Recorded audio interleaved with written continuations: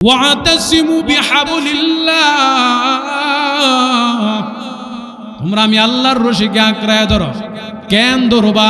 পৃথিবীতে আল্লাহ তাআলা এত বস্তু থাকার পরে কেন আল্লাহর রশিকে আঁকড়ায় ধরার কথা বলছেন? কারণ আছে না নাই? কারণটা জানাইবো কি? এরে বান্দা, অতএব জান্নাতে যদি যাইতে হয় ওয়াতাসিমু বিহাবলিল্লাহি জামিআ, আমি আল্লাহর রশিটাকে শক্ত করে ধরবা, আমি আল্লাহর রশিটাকে মজবুত করে ধরবা। এবার বোঝার বিষয়, আল্লাহ পৃথিবীতে এত নিয়ামত থাকার পরে রশির কথা কেন বললেন? আল্লাহ বলেন রশি এমন এক জিনিস, নিচের বস্তুকে টাইনা উপরে তুলতে গেলে প্রয়োজন। কথা কন না কেন? ও মুসলমান, বাঁশ দিয়ে হটাই না তোলা যা, রড দিয়ে হটাই না তোলা যা, কিন্তু আল্লাহ বাঁশের কথা বলেন নাই, রডের কথা বলেন নাই। কারণটা কি?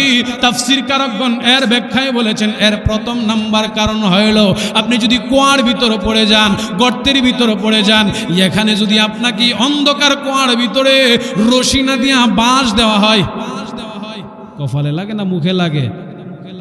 নিরাপত্তা আছে না নাই? রড যদি দেওয়া হয়, সুস্থতার বদলায় অসুস্থতা হওয়ার সম্ভাবনা। এজন্য আমার আল্লাহ বলেন, বান্দা আমি আল্লাহ তোমার জন্য রশি পাঠাইলাম। রশি কেন রশি পাঠাইলাম জাননি? তুমি নিচে, জান্নাত উপরে। এবার আমরা প্রশ্ন করলাম, আল্লাহ জান্নাত কোন জায়গায়? আল্লাহ তাআলা জানায় দিলেন পৃথিবীর মানুষেরা, রে জান্নাতটা আমি আল্লাহ কত দূরে রাখলাম? 10 কিলোমিটার, 20 কিলোমিটার দূরে, 200 কিলোমিটার দূরে, 10,000 কিলোমিটার দূরে। না না, আমি যদি এত নিচে রাখতাম, তাম পৃথিবীর মানুষ মিলা এমন একটা বিশাল শক্তিশালী রকেট বানাইতা, আর ওই রকেট দিয়ে আমি আল্লাহর জান্নাত ঘুরা গিয়া দুনিয়াতে বেড়াগিরি আর বাহাদুরি করতা। কথা কন না কেন? আরো জোরে কোন ঠিক কিনা? কিন্তু তাফসীর কারকগণ বলেন, আল্লাহ কেন এই রশির কথা বললেন? এর প্রথম নাম্বার ব্যাখ্যা হইল, আল্লাহ পাক রব্বুল আলামিন বান্দাকে রশির কথা কেন বললেন? রে বান্দা, তোমাদের জন্য আমি আল্লাহ যে জমিনটারে বানাইলাম, এই জমিনটার দূরত্ব কত বলে? দুনিয়াটা আমি আল্লাহ যখন বানাইলাম, প্রথম আসমানটাকে আমি আল্লাহ পানি দ্বারা বানাইলাম, আমি আল্লাহ স্থির পানি দ্বারা দুনিয়াটাকে বানাইলাম। এই প্রথম আসমান দুনিয়াটা যখন আমি আল্লাহ পানি দ্বারা বানাইলাম, এর দূরত্ব হলো 500 বছরের রাস্তা। এরপরে আমি আল্লাহ দ্বিতীয় আসমান বানাইলাম, দ্বিতীয় আসমান লোহা দ্বারা বানাইলাম, এর দূরত্ব 500 বছরের রাস্তা। তৃতীয় আসমানটাকে আমি আল্লাহ তামা দ্বারা বানাইলাম, এর দূরত্ব 500 বছরের রাস্তা। এরপরে আমি আল্লাহ চতুর্থ আসমানটাকে লুপা দ্বারা বানাইলাম, এরপরে পঞ্চম আসমানটাকে আমি আল্লাহ স্বর্ণ দ্বারা বানাইলাম, এরপরে সপ্তম আসমানকে আমি আল্লাহ তাআলা স্বর্ণ দ্বারা বানাইলাম, এরপরে সপ্তম আসমানকে আমি আল্লাহ তাআলা ইয়াকুত পাথর দ্বারা বানাইলাম। বলেন আল্লাহু আকবার। একটা আসমানের দূরত্ব হলো 500 বছরের রাস্তা। জোরে কোন সুবহানাল্লাহ। কত বছরের রাস্তা? 500 বছরের রাস্তা। এরপরে মধ্য আকাশের মধ্যে প্রথম আসমান আর দ্বিতীয় আসমানের মাঝখানে 500 বছরের রাস্তা। এবার বলেন 5 করে যদি পূরণ দেওয়া হয়, যোগ করা হয়, এর ফলাফল আসবে 7000 বছর। 7 দুগুণে 14 রে 7 করলে মাঝখানে যে 500 বছর করে রয়েছে, তাহলে পৃথিবীটাকে আল্লাহ তাআলা এত দূরত্বে স্থাপন করলেন। এরপরে 7000 বছর পরে আল্লাহ তাআলা আসমানের পরে আরো 7000 বছরের রাস্তা অতিক্রম করে রাখছেন সিদরাতুল মুনতাহা, আরশে মুআল্লা। এরপরে আল্লাহ তাআলা বলেন, আমি রাখছি জান্নাত। সুবহানাল্লাহ। তো সেই জান্নাতে যাইতে হইলে রশি হিসাবে কারে ধরতে হবে? কথা বলেন। তাফসীরের কিতাবের মধ্যে আসছে, আল্লাহ পাক রব্বুল আলামিন বেঈমান কাফেরদের জন্য জান্নাত তৈরি করেছেন। আবু জাহেল, উতবা, শাইবা, আবু লাহাবের জন্য জান্নাত তৈরি করেছেন। কিন্তু যারা নেক আমল করবে, ঈমান আনয়ন করার পর ওয়ামিলুস সলিহা, নেক আমল করবে, আল্লাহ তাআলা তাদেরকে জান্নাত দান করবেন। সুবহানাল্লাহ। নেক আমলের বিনিময়ে জান্নাত দান করবেন। বলেন কিসের বিনিময়? জান্নাত দান করবেন নেক আমলের বিনিময়ে। মুফাসসিরগণ বলেন, সে জান্নাতের ভিতরে আল্লাহ অসংখ্য অগণিত নিয়ামত রেখেছেন। সে নিয়ামতের মধ্যে কিছু কিছু নিয়ামতের স্যাম্পল আল্লাহ পৃথিবীতে পাঠাইছেন। ও মানুষ, তুমি 1 কেজি দুধ আয়না, 1 লিটার দুধ আয়না সন্তানদেরকে নিয়ে বন্টন করে খাও। আমি আল্লাহ জান্নাতে এমন দুধের ব্যবস্থা করছি, তুমি গ্লাস দিয়ার পাত্র দিয়া মাইপা না। আমি আল্লাহ যে জান্নাতে তোমার জন্য দুধের নহর রাখছি, তুমি খাইতেই থাকবা, দুধ কোনদিন শেষ হবে? পৃথিবীতে সবচেয়ে সুখের, আনন্দের, মহাব্বতের, ভালোবাসার স্থান হইল স্বামী স্ত্রীর মধুর মিলন। আল্লাহ তাআলা বলেন, ও বান্দা, এই তোমাদের দুনিয়ার মধুর মিলনের মধ্যে ঝগড়া, কমতি, ভাটা পড়ে কিনা? দিন যা দূরত্ব তৈরি হয়, স্বামী স্ত্রীর ঝগড়া কম বেশ হয় কি হয় না? আল্লাহ তাআলা বলেন, আমি তোমাদেরকে জান্নাতে এমন একজন হুর দেব, যে হুর পৃথিবীতে যদি একটু হাতের কিঞ্চিত মাত্রা বের করত, চুলের প্রথম অংশটা জারা দিত, এমন সুবাসিত হইতো, পৃথিবীতে আর কোনোদিন সুগন্ধি ব্যবহার করা লাগতো না। আল্লাহু আকবার। বলে 70 জন হুর দিন। কয়জন? আরো জোরে কন। 70 জন হুর দিবেন। এখন মহিলারা কইতে পারে 70 জন হুর দিলে আর আমরার দরকার? আমরা কিছু পুরুষও আবার কয় ওয়াজের পরে নাইমা গেলে পরে কই, হুজুর আপনি জান্নাতের ওয়াজ করছেন, আমরা ওই বাবুল্লার মারাও কি দিব? হ্যাঁ, আমি জিগাইলাম, চাচা বাবুল্লার মার সাথে আপনার সম্পর্ক আর সমস্যাটা কি? ওই 30টা বছর 35টা বছর একবারে জ্বালায়া ফিরা লাইছে। যেমন মহিলা আছে না নাই? আরো জোরে কন। স্বামীর উপর কৃতজ্ঞ না অকৃতজ্ঞ? তাকফুরুল আশির। অকৃতজ্ঞ নারী কখনো জান্নাতের ঘ্রাণ পাবে? জন্য মা বোনদেরকে বলবো, স্বামীর কৃতজ্ঞতা আদায় করা, স্বামী যা দেয় তার উপর সন্তুষ্টি অর্জন করা। আপনি তো জানেন না আপনার স্বামী কতটুকুন কষ্ট করে সন্তান ফ্যামিলিকে সুন্দর রাখার জন্য, ভালো রাখার জন্য কখন কত কিছু করতেছে, আপনি তো সেগুলোর খবর নেন না। এজন্য তাকফুরুল আশির, অকৃতজ্ঞ নারী না হওয়া। অকৃতজ্ঞ নারীদেরকে আল্লাহ জান্নাত দিবেন। বলেন কয়জন হুর দিবেন? 70 জন হুর দিবেন। আর সে 70টা হুরের রানী, 70টা হুরের প্রধান জিনারে বানাইবেন। তিনি হইল আপনার প্রথম যে দুনিয়ার স্ত্রী। সুবহানাল্লাহ। ইবাদত করলে না না করলে, নামাজ পড়লে না না পড়লে, স্বামীর খেদমত করলে না না করলে, বলে 70টা নারী দিয়া কি করবো, এমন একটা মনে মনে ধারণা আছে। ওই মুরব্বীরা যারা আছে ওনারা তো কইতাছে মনে হয় যে এই জান্নাতে গিয়ে 70 হুর দুনিয়ার এক বিড়ির ঝগড়া, এক বিড়ির চাহিদা পুরা করতে কষ্ট হয়, আর 70 হুরের চাহিদা পুরো কেমনে করবো? আল্লাহ তাআলা বলেন, ও মানুষ, তোমাদেরকে আমি আল্লাহ জান্নাতে যখন ঢুকাবো, তোমাদের 4টা পরিবর্তন দিব। সুবহানাল্লাহ কর। প্রথম নাম্বার পরিচয়, প্রথম নাম্বার পরিবর্তন হলো, জান্নাতের ভিতরে যখন তোমাদেরকে প্রবেশ করাবো, ও মানুষ, তোমাদের যে দেহটা, এই দেহটা তোমাদের দেহের দুনিয়ার 5 হাত 7 হাত থাকবে না। দুনিয়ার থেকে আমি আল্লাহ এত বিশাল বড় বানাইবো, আদম আলাইহিস সালাতু ওয়াস সালামের মতো দেহের অধিকারী দান করব। সুবহানাল্লাহ। 2 নাম্বার, তোমাদেরকে আমি আল্লাহ যে পরিবর্তনটা দেব, তোমাদের রূপ যৌবনকে আমি আল্লাহ এত সুন্দর সুঠাম রূপ যৌবন দেব, ইউসুফ আলাইহিস সালাতু ওয়াস সালামের চেয়ে সুন্দর দেহ দেব, রূপ যৌবন দেব। অতঃপর আমি আল্লাহ 3য় নাম্বার যে পরিবর্তনটা দেব তোমাদের, আমি আল্লাহ তোমাদের যে সুর কণ্ঠ রয়েছেন দাউদ পয়গম্বরের কণ্ঠের চেয়ে সুন্দর বানায়া দেব। 3য় নাম্বার, আল্লাহ নবী বলেন, 4র্থ নাম্বার যে পরিবর্তন আসবে, প্রতিটা মানুষকে আল্লাহ তাআলা এমন একটা জিহ্বা দান করবেন যে জিহ্বাটা নতুন নতুন স্বাদ গ্রহণ করবে। আল্লাহু আকবার। বর্তমানের 120 হাত লম্বা হবে জান্নাতের এক একজন পুরুষের আয়তন। তাফসীরের কিতাবে আসছে, এক একটা বড়ই হবেন এক একটা মটকার মতো। এই হাদিস যখন আল্লাহর নবী বর্ণনা করেন, আবু জাহিল হাস, ঠিক আছে, মুহাম্মদের যে উম্মত বড়ির তলে ফিরে মারা যায়, এই গর্দব জানে না জান্নাতে যে 26 ইঞ্চি আর 32 ইঞ্চি মানুষ থাকতো। আল্লাহ যে পরিমাণ জান্নাতের মানুষদের আয়তন দিবেন, আকার আকৃতি দিবেন, সে পরিমাণ ফলের আকৃতিও দিবেন। যেমন বর্তমান সময় আমার কাছে একটা আপেলের অবস্থা, যেমন এই জান্নাতে সবাই যাইতে রাজি আছেন। এই জান্নাতে যদি যাইতে হয় 2টা কাজ করতে হবে। 1 নাম্বার, আল্লাহ তাআলা বলেন, ও মানুষ, তোমরা তোমাদের নামাজকে সুন্দর করো, তোমরা তোমাদের নামাজের পাবন্দি করো।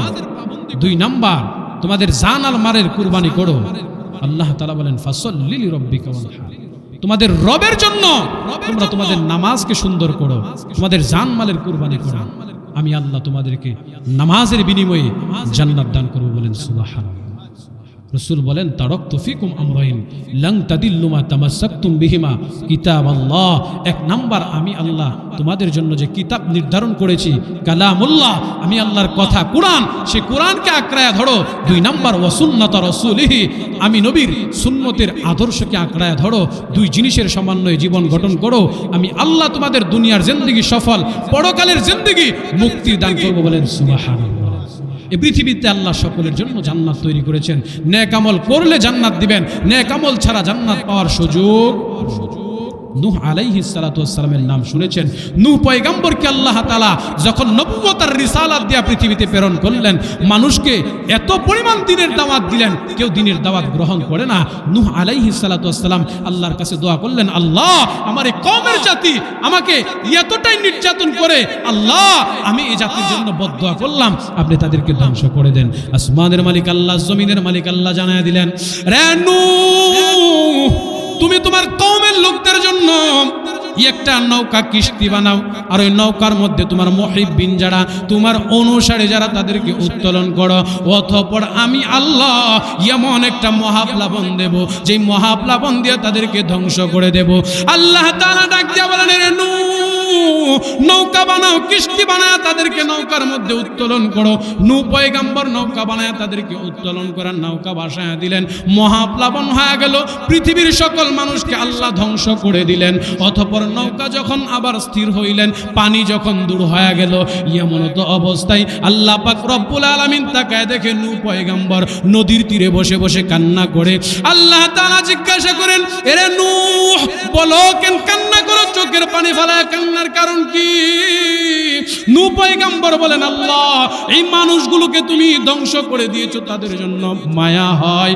আল্লাহ তাআলা বলেন, এরে নূহ তুমি নদীর কিনারায় বসে বসে মাটি দিয়া, কাদা মাটি দিয়া কিছু পাতিলা তৈরি করো, আর ওই পাতিলাগুলো সাজাইতে থাকো। নূহ পয়গম্বর এক একটা পাতিলা বানাই আর সাজাইতে সাজাইতে রাখতে শুরু করলো। এক পর্যায়ে আসমানের মালিক ঘোষণা করলেন, রে নূহ তুমি তোমার প্রত্যেকটা পাতিলাকে আরেক লাইন থেকে আরেক মাথা থেকে ভাঙতে শুরু করো।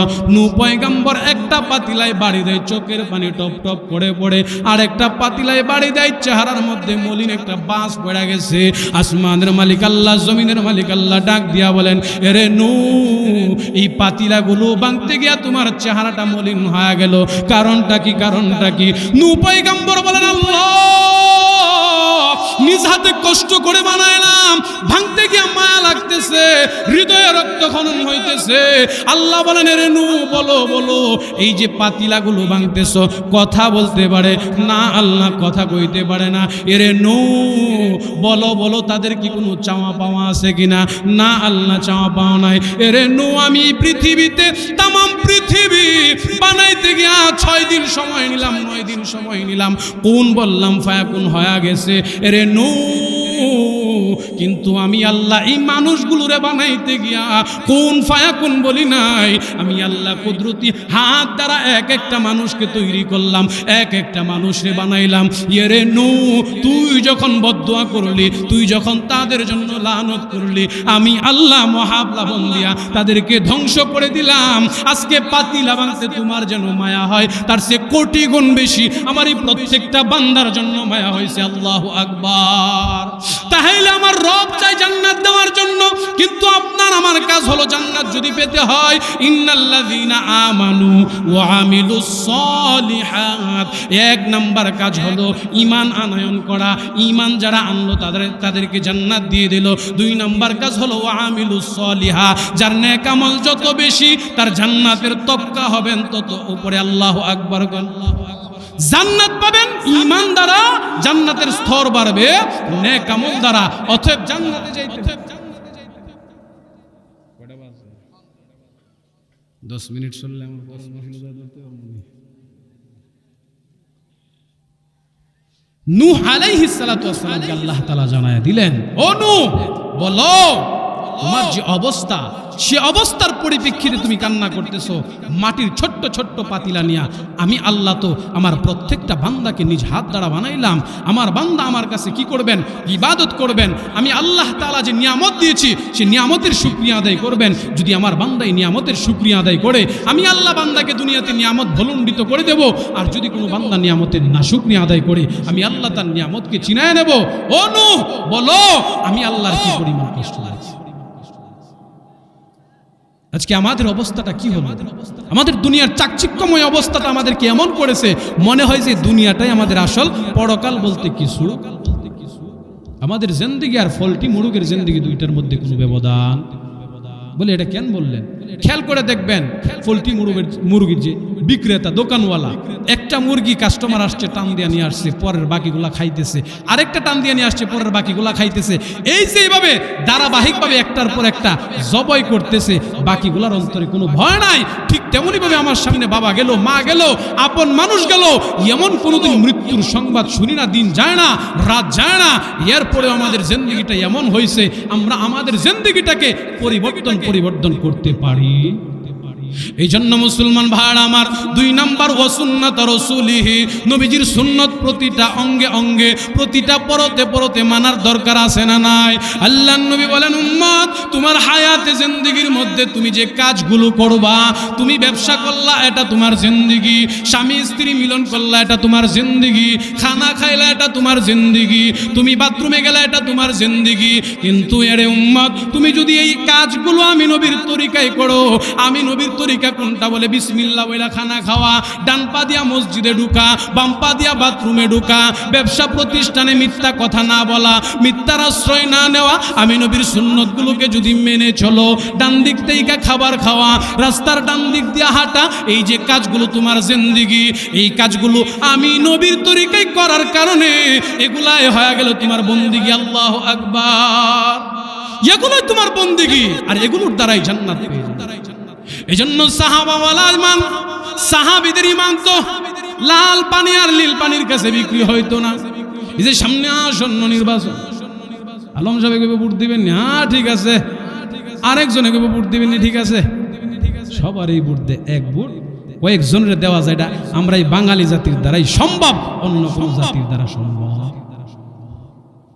আমরা যেমন খাই, পরে আমরার কাছ থেকে খাইতে খাইতে আমরার যে বাথরুমগুলো আছে এটিও খাই। ওইটা কেমনে? গরিব বাঙ্গালদের জন্য যে লেট্রিনের চা খাই, এটিও মাইরা খায়। কি করব? এটা মেম্বার হইতে গিয়া 14 লাখ 15 লাখ টাকা ভাঙছে। টাকা কি গাছে ধরে? এটাকে আমরা না খাইলে খাইছে কে? এটা তো তুলতে হইব, 5 বছর মেয়াদের ভিতরে না তুললে এ টাকা পাইব কই? এজন্য জনগণ যে তালের নেতাও হয়। জনগণ যদি আমরা ঐক্যবদ্ধ হতাম যে আমরা আজকে ইসলামের বাংলাদেশ গড়ার লক্ষ্যে, আমরা মুসলমান হিসাবে সব দল দেখছি, এবার ইসলামিক একটা দলকে দেখি তারা সমাজের কি পরিবর্তন ঘটাইতে পারে। সত্যি সত্যি সমাজের মধ্যে কোরআনের আইন বাস্তবায়ন হইলে সমাজের মধ্য থেকে সকল প্রকার অপকর্ম দূর হয়ে যেত। কথা কোন ঠিক কিনা? এখন দূর না হওয়ার কারণ কি? আমরা যে তালের, আমরার উপর দাদা বাবুরা নেতারা অবশেষে। কিন্তু সাহাবাওয়ালা ইমান দরকার। সাহাবাদের ইমানের মধ্যে কোনো ত্রুটি ছিল না, বিচ্যুতি ছিল না। সাহাবাদের মধ্যে একজন সাহাবীর নাম ছিলেন হযরতে হানজালা রাদিয়াল্লাহু তাআলা আনহু।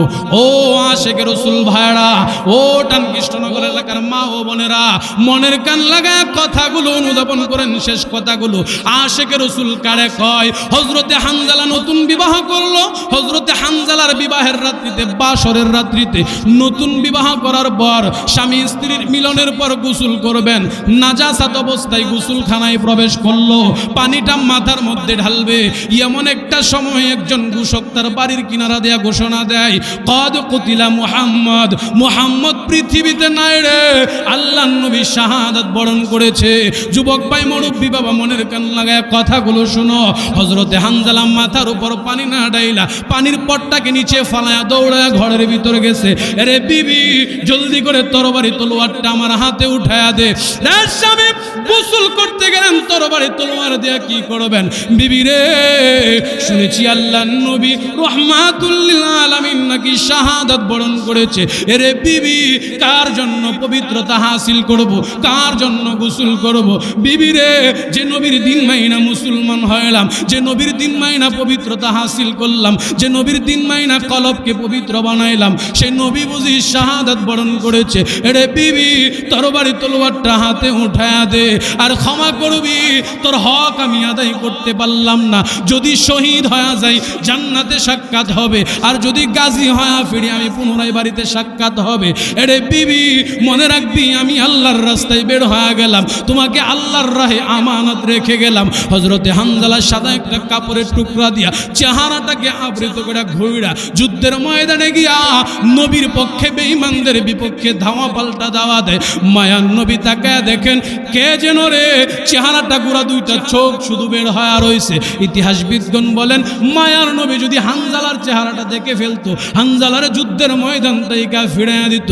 আল্লাহর নবীর সাহাবী, নবীর প্রেম আর ভালোবাসা নিয়ে চেহারাটাকে ঘোরা একবার বেঈমান কাফেরদেরকে ধাওয়া দেয়, আবার নবীর কাছে ফিরে আসে।